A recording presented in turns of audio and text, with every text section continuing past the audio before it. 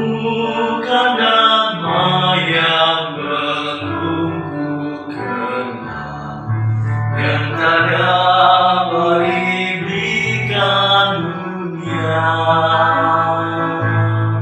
Sebab aku serahkan dunia jiwaku pada Almasiku yang mulia. Allahku ajaib, agung dan mulia, malaikat di surga sujud menyembah, aku menyembah Juru Selamatku, Yesus Allahku yang ajaib.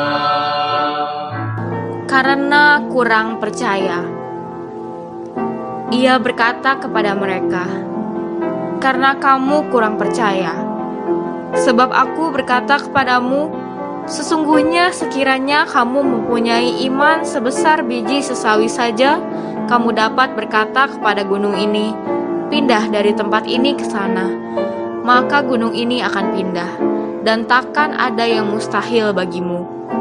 Matius pasal 17 ayat 20. Seorang ayah yang anaknya sakit ayan datang mendapatkan Yesus sambil membawa anaknya memohon Tuhan menyembuhkannya. Sekali saja Yesus menegur dengan keras, maka keluarlah setan itu dan anak itu pun sembuh seketika itu juga.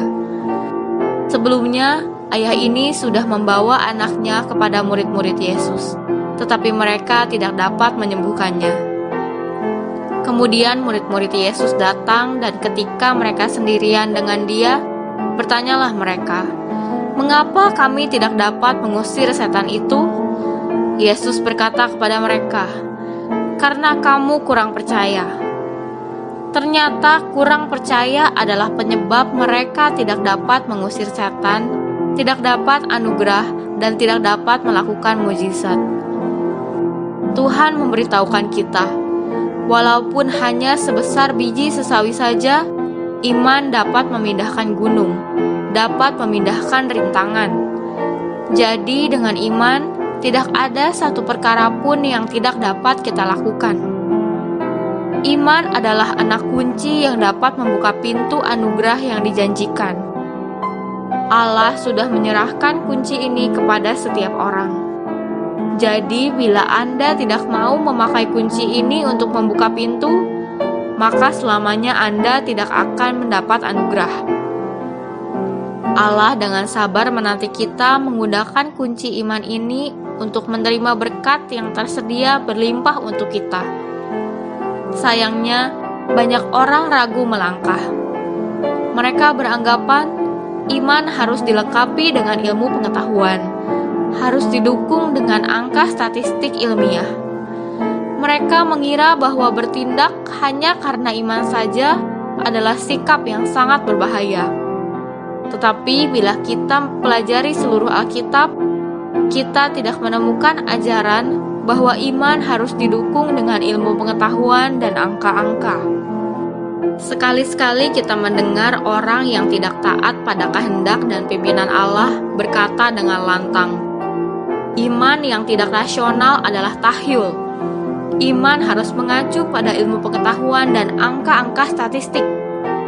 Ucapan seperti ini akan menipu dirinya sendiri dan juga mempengaruhi umat percaya lainnya. Dan ini adalah dosa terhadap Allah. Karena itu, sebagai anak-anak Allah, kita harus mengerti kebenaran dan waspada atas perkataan demikian. Sarah yang sudah berumur 90 tahun masih bisa melahirkan anak. Bangsa Israel melalui Laut Merah dengan berjalan di tanah kering. Sewaktu menyeberangi sungai Yordan, begitu kaki imam yang memikul tabut Allah masuk ke air, air di hulu berhenti mengalir membentuk tembok air, sehingga rakyat dapat melewatinya. Kota Yeriko dikelilingi sehari sekali, di hari ke-7 7 kali, dan robohlah tembok kotanya.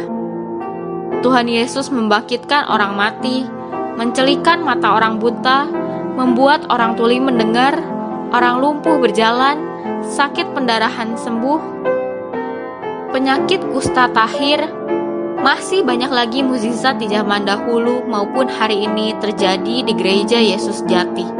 Tidak ada satupun terjadi karena mengacu pada ilmu pengetahuan dan angka. Sejak dahulu, iman seorang yang percaya kepada Allah selalu melampaui rasional.